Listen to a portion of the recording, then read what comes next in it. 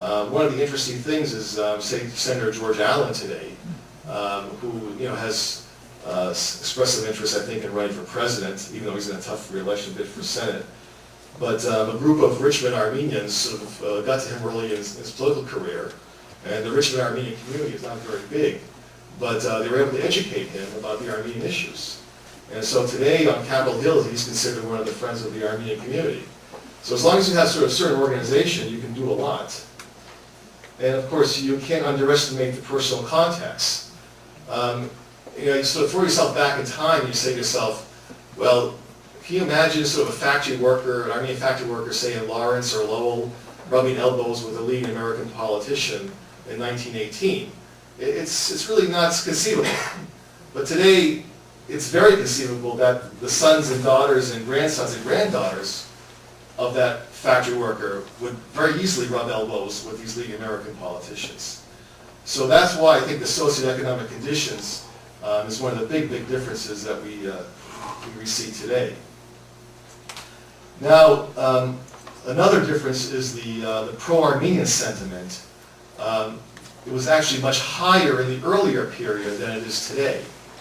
In fact, Herbert Hoover, of course, who was president in the late 20s and 30s, but before then was head of a lot of relief work, he actually made a statement in one of his books where he said, quote, "Probably Armenia was known to the American school child in 1919 only a little less than England.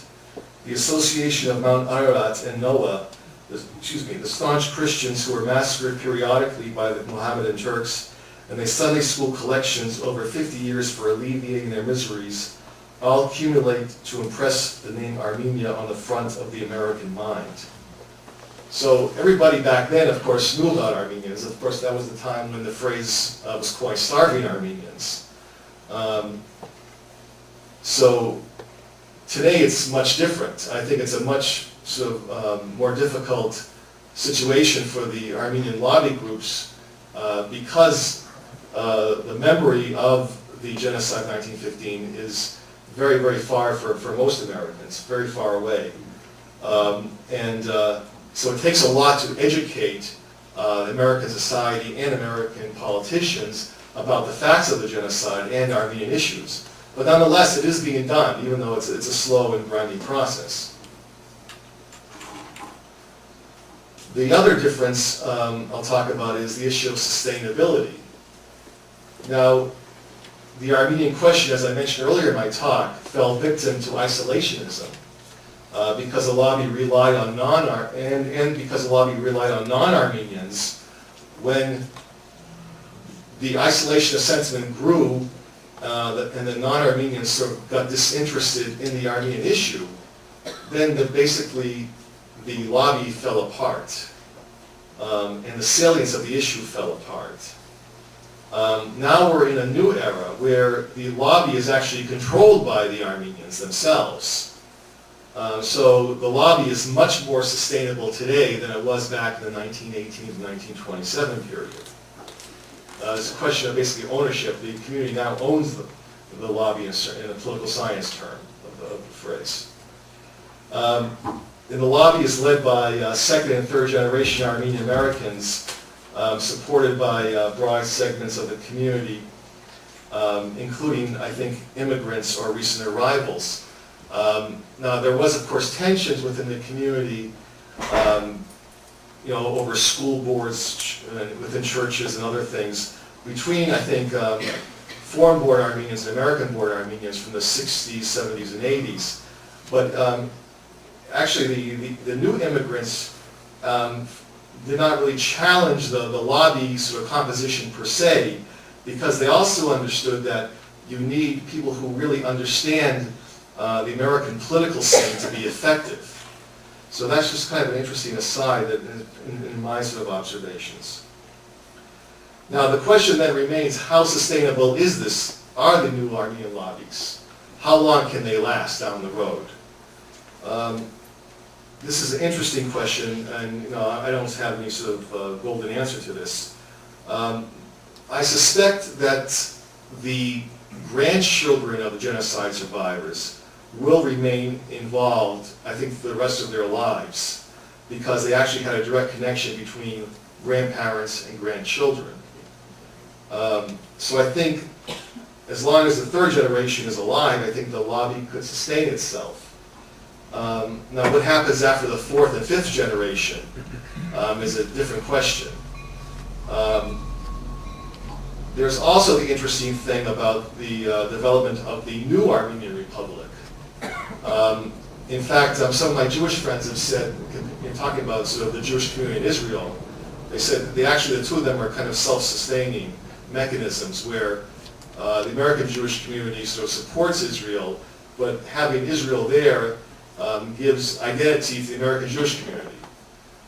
In a certain way, even though future generations of Armenians may not have a direct connection to the genocide generation, if I may call it that, the generation of our parents or grandparents, perhaps this new Armenian Republic and the connection between that and the diaspora, particularly the Armenian-American community, will continue to foster an Armenian identity in the United States.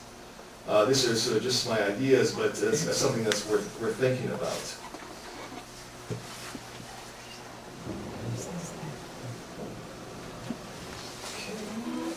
Now, the one thing that I'll have to talk about too, and I'll be very candid here, is that the lobby groups in America now, the Armenian lobby groups, have done a very sort of good job in sort of reaching out to the politicians of the United States establishments, both of the administration and in Congress.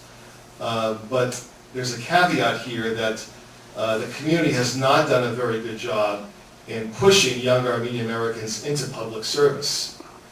And I say this with some degree of I don't know, personal sort of knowledge. I'm actually a product of the Armenian Assembly's internship program, and I was very proud to be an intern. I think it's a great program. But the Assembly has not done enough then to take these interns and push them into public service careers. You know, I'm probably one of a handful of the interns who actually have done that, went into public sector. So the community, I think, for it to continue to succeed as an effective lobby group, has to do more in terms of gearing young people into public sector careers.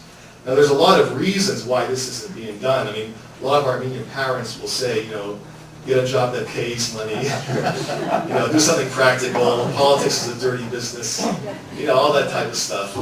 And, you know, young people also have their peers who are making, you know, twice or three times more in the private sector than public sector. So there's a lot of reasons why this hasn't really occurred. But nonetheless, I think this is an important thing that the community has to think about as the next steps go on in terms of how you can sustain an effective lobby. Now, the Armenian National Committee right now has what's called a Capital Gateways program, where they're actually taking now young university graduates, bringing them to Washington, helping them try to get jobs. I think the Assembly is doing that more on a casual or not in a sort of program basis. So those lobbies are starting to do this now, but I think they should have done much more. And that's just kind of a personal aside there. Anyway, let me talk about some similarities between the lobbies and the current period versus the past period. One, which I've alluded to, was that economic interests, I think in both cases, have been a strong countervailing force against the Armenian lobby. In the present day period, of course, there are strong economic interests by American corporations, particularly defense contractors with Turkey, and also, of course, the American oil companies vis-a-vis Azerbaijan.